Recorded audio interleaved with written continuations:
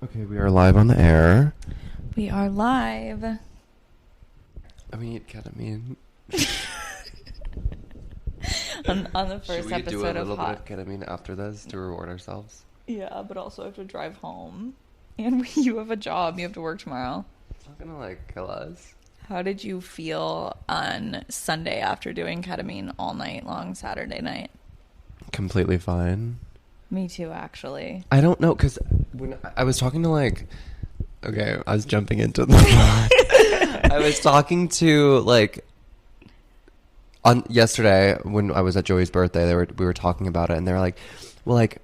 How does it, like, make you feel? I was like, I mean, for me, I feel like when it goes away, it goes away. It's kind of like It's, when you like, do, gone. like, Coke, it goes away, but you don't wake up the next morning and you're, like, hungover and, like, methed out from Coke. I'm like, it literally, for me, feels like an elongated version of poppers. Right. So should we do ketamine right now? Yes. No. Okay. We're not. We're gonna do our intro. Are you ready? Yes. This is Hot and Bothered with Chris Bruno and Cedar Champ. I'm Cedar. And I'm Chris. Chris, can you do us the honors of singing us into the episode? Give us a little jingle. We can't afford somebody to make a jingle for us yet. So Chris will be our jingle. So I will be the jingle until further notice, until we can finance or find a young and ready and willing intern, quote unquote intern. We met a musician the other night. We should ask him to write our jingle for us. Oh my god, that's genius. I forgot about that. Wait, I also wanted to ask him that, I think, while we were talking, but I didn't want to make it sound like we were already, like, trying to get free things out of people. Well, yeah, but we were, so. I know. He was Debbie Desperado as well, so. It's so true. Him calling my phone at like 2 a.m. trying to come over here. No. Illegal. Illegal. Anyway, so a little bit about us. What are we talking? Chris, tell them what we're talking about on our podcast. On this podcast, we talk about everything that we find hot as fuck and everything that annoys the shit out of us, bothers the shit out of us. Hence, hot and bothered. Hot and bothered. We have no credentials and no reason for talking about any of this except minimal life experience. 0 to none. 0. No diploma. Well, that don't hold weight. Communications.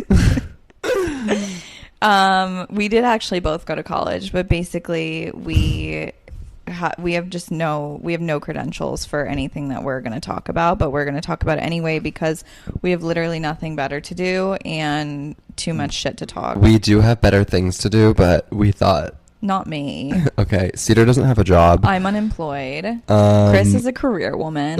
I'm a girl boss. He is a girl boss. I am girl bossing. He slays. Anyway, but kind of back to the gist of it, we're both newly single, entering the disgusting, horrible, like literally unfathomable dating scene here in the sunshine, beautiful city, Los Angeles, California. Not even gonna lie, it's actually really scary and quite miserable. But that's how Chris and I bonded. Actually, we broke up with our boyfriends almost, I think, in the exact same week. And decided to just be miserable cunts together. Mm-hmm. And here we are. And making a fucking podcast out of it so we can share our misery with the world. We're actually happy people. Well, we try to be. Like every morning, Chris texts me when we wake up and says, "We're happy today." I'm like, I love you. It's Christmas. We're having fun. Like, I love it. I'm obsessed. When you have to manifest your happiness because you're so miserable. Stop. It is, okay, it is an experience. Like, it is fun. What do you mean it's an experience? Like, being single and trying to enjoy life in LA. And also, can I add, being single and unemployed and trying to live life and enjoy life in LA. Like... it's an experience in and of itself. I don't know if I would say it's going well, but it's going, and like... Okay, let's give them a little background though. When did we break up with our boyfriends? My boyfriend and I broke up in April. Really? Yeah.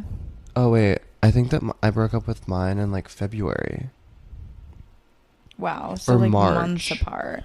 Like... But you also didn't like move out. Yeah. Yeah, I didn't move So out it's not, until like, like quite the same. April. I don't know. Whatever. They're close enough. Close enough. So it's been like how long? 3 months, 4 months. Yeah, like a solid. I think like a solid 4 months for me. 4 months, yeah, for sure. Wow, I've never really thought about that. It's been a while. Like, so much has happened. So much has happened.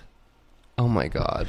I still talk to my ex-boyfriend every day. We're best friends. My ex-boyfriend does not want anything to do with me, and I text him constantly. I texted him again today, actually. You actually I should not texted have him, told me I that, said- nor have told no one that's going to be listening to this. I'll tell everybody. You know what I said to him? I texted him and I said, "It's me again, your most obnoxious ex-girlfriend."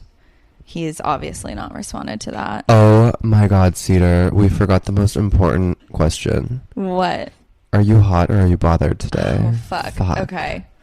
Well, you know what? I'm actually a little bit bothered today based on what happened to me earlier.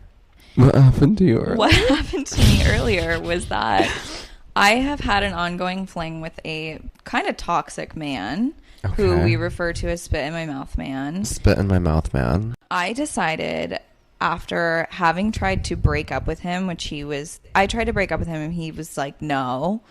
Slay. He was like, we'll just be friends. We don't have to have sex anymore. And obviously I But agreed. didn't you have sex with him like twice? We've had, not after that. We haven't Oh. had sex since that conversation. So he was like, we can just be friends. We don't have to have sex. And then I was like, okay, fine. Like, that sounds fine. And then, of course, I've held up my end of the deal. But every time I speak to him, he's trying to sleep with me. So anyway, the point being, I decided the only way I can move on from this situation is to just taper off the communication between he and I. And to do so, the best way would be to mute him on Instagram so I do not see his stories and posts. I don't see it when he sends me messages, and I muted his text messages so I don't see those either until I open my message app. And then in return, I have subtly, or so I thought, removed him from my Instagram stories, and I add him back on just on occasion so it's not obvious that I've removed him. I love doing and then that. I remove him again. I love doing that. I mean, I do that all how the would time. they know? I do How that would all the anybody time. know? I do that all the time with the most random people too. I'm like, I don't want this person to know that I'm here. I don't want my boss to know that I'm doing this. I don't want like Of course. this person to know like what song I'm listening to on my close friends today. I'm like, who cares? Or like if I'm seeing a new guy, it's like, yeah, I'm removing him because he doesn't need to see that I'm like out in some other guy's like pool, you know? Yeah. I mean, the list goes on. Yes, exactly. Exactly. Yeah. So I've done that before with like authority figures too, like bosses and stuff like that, but like I've never had to do it with like a guy that like is still actively pursuing me in this way. Yeah. And the reason I did that is because every single time I post a story, he responds to it every single time, and I I'm don't like, like him. I know you don't. For the record, I don't like him. Chris has never liked him. I don't like him. So And I like everyone. I do. I don't. no, you don't. But I like. Let me wrap up the story. We need to get to the point. Yeah. We're working on that. It's a work in progress.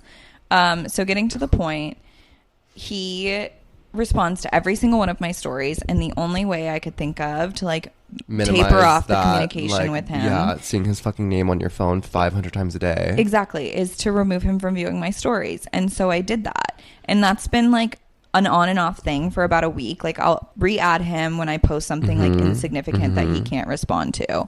Does he still respond to it? No, because it doesn't matter. It's just like the smallest thing. I know, but like, doesn't he respond to everything? Kind of.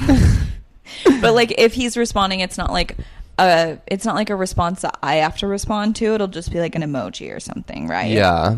So it's minimal consequence for that action. And I don't want it to be so obvious as I post constantly. And so that's the reason for adding him and then blocking him again. So here we are today. I remove him from viewing my story, and I post a story, which was a good one, I will say.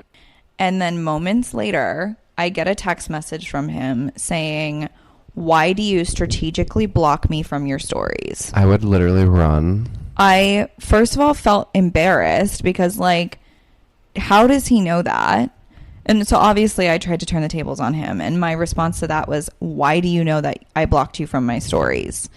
And he said, because my friend sends me them. And I said, why is he doing that? Why are you guys talking about me? I don't like that. And he said, will you relax, LOL? It's nothing bad. Guys talk about girls. I like you. I talk about you. So anyway, I admitted to him because I'm a no bullshit person. Listen, like, I'm not going to make up some fucking lie as to why I had to remove him from my stories. Point blank. I'm a bullshit person. Yeah, we're like good cop, bad cop, but he's bullshit. I'm not bullshit. Who's good cop and who's bad cop? Me, I'm bad because I don't sugarcoat shit. Do I? I just lie. Okay, continue. Wait, what did you say the other day? You said lying is just manifesting. Yeah. Okay, so we need to touch on that story, though. Basically, I just got called the fuck out, and I told him, I was just like, I blocked you because I don't have the willpower to not respond to you every time you message me or every time you respond to my stories, and that's all there is to it. And so anyway, that's why I'm bothered today, because that was uncomfortable and I got fucking outed, and I don't know how to move forward from here. Do I keep him blocked from my stories, and do I block his friend too, or do I unblock both of them and just hope I never hear from him again? If you're asking me for advice, I know what your advice would be. I would block both of them. Yeah. I would block the friend permanently. Like, how many of his friends do you have there? Just that one. But what is, like, the end result with this person? Like, what are you trying to accomplish? Or just be like, don't fucking respond. Post whatever you want, have him see it, and have him have literally no life, and have him respond to everything, and just be like, dude, I don't have time to respond to people responding to, like, my stories. I post one story a week, and I'm like, have anxiety if I get like 6 DMs in response to it. So that's kind of a lot, actually. Like 6 responses to an Instagram story. I mean, I don't post like, that's the point, and that's reposts from Lizzo or whatever you did. I post like hot pictures. No, but that's the point, and that's why this is a problem, is because I do not have the strength or the willpower to not message him back, because I like him and I enjoy flirting with him, but I know he's bad for me, you know? So I think actually probably the best plan of action moving forward is to block both of them and just let it be that. Just have them be on block for a minute and reassess. Yeah. I don't think there's any harm in just having them both blocked and just having it like out of sight, out of mind. I think that is what I have to do. So, and this is the friend that also like asked you on a date? Yes. Men are so weird. Okay, so that leads me to a question I have for you. What? And that would be, are you hot or are you bothered this week? Drum roll. You know what? I'm hot. You're hot. I'm hot. What are you hot about? Oh my God, what am I hot about? This is an interrogation. I'm hot about a lot of things. I feel like this is the first time that I have somebody, since I broke up with my ex-boyfriend, that is just like a pleasure to be around. Who is this? Me. You're disgusting. The politician. Oh, okay. Yeah. Carry on. No, he's just sweet, and it's just like normal, and it's like nice being around someone who's like not brain dead, and like it's just good company. And it's like, I don't want to date him or have, like, I don't know. It's just nice to like, he's not annoying. Ugh, he's not annoying. Like, he's that's so hard to not find. Annoying. It's so rare. Like, he texted me this morning and I wasn't like, get the fuck away from me. Bizarre. And then I texted him back and he didn't text me back for like 5 hours, but I wasn't like, why isn't this good? I'm like, we're adults. Like, I'm 27. How old are you? 25? 25. Cedar's 25. So we're still kind of in like the we're children but we're not category. We're actually children. We are. At heart. I noticed wrinkles on my face the other day, so like physically I can't identify as a child anymore. True. Or legally. Okay, wait. So you did almost get the ick from him though, because he had a weird TV. Yeah, so I went to his apartment last night and I just like couldn't with like the brand of the TV and like the wires, but Other than that, it was really good. It was fine. That's a true and honest ick, though. Just like having a weird brand of a TV. But like, did you see that TikTok where that girl was like, "Oh, when he gets out of the car weird, so I don't want to talk to him anymore," or something? Yes. Like, that is so fucking true. Icks are a really real thing. Like, I was like, "What? Why is that your TV? Like, why don't you just have like a Samsung TV? Like, what? Where do you get that?" I don't think it can qualify as a true and honest ick if it's not like something that they do. Deal breaking is what I mean. Like, because you're still like, that was gross, but I still kind of like him. I mean, honestly, the apartment wasn't as bad as I was anticipating. One of my favorite parts of actively dating is seeing the insides of people's homes and apartments and stuff. Like, it's an extreme sport. That is actually, like, as a gay man, I've been to so many different apartments, you know, in the middle of the night, etc. No explanation needed there. But like the way that Grindr, the way that some of these people live, I'm like, they should be ashamed. I would never in a million years. I don't understand the standard of living that some of these gay men have. The plastic sheets, the sheets that are literally like giving me a rash. I don't understand. How is that comfortable? Need to know, do you think the lowest of low gay man's apartment even comes in comparison to a straight man's living conditions? Worse. You really think so? Worse. You really think so? Worse.